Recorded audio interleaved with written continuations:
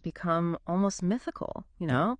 They embody certain values and ideals that still resonate with people centuries later. Right. Skanderbeg seems to represent that indomitable spirit that you mentioned. He does. And even though the Ottomans ultimately won, their influence on Albanian culture it's undeniable. You can see it in the architecture, the cuisine, even in some of the language.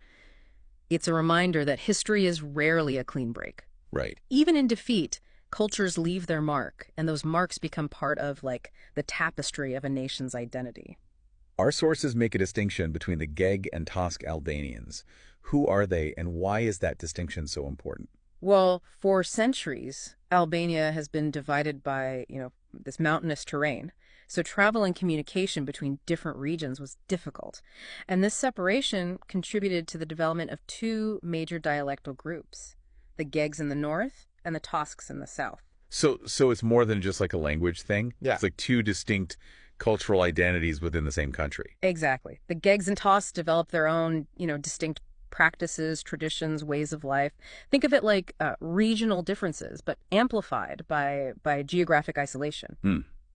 Makes you wonder how these different groups, shaped by different things, ultimately came together to form this national identity, right? Right. It's a question that's still shaping Albania today. Yeah. How do you reconcile these regional differences with this shared sense of, Albanianness? Yeah. It's complex, and it's definitely something we'll explore more as we look deeper into Albania's culture. Our source material mentions Albanian isopolyphony.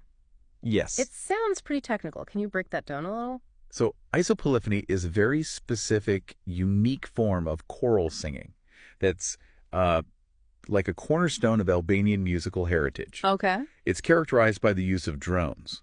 So one or more voices hold a constant note, and then others weave these intricate melodies around it. It's a haunting, powerful style of music that's been passed down for generations, and it's still performed today, especially in rural areas. Okay, so it's a form of choral music, but with this added element of, like, the drones that create this really distinct sound. Right. It's interesting. Why is it so important to Albanian culture? It's considered a living link to Albania's past. It's this musical expression that survives centuries of change and upheaval.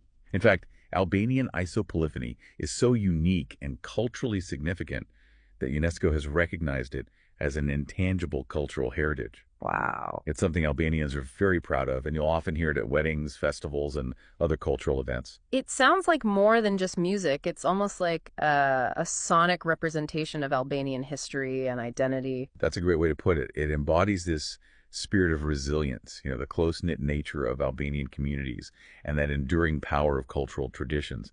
It's a reminder that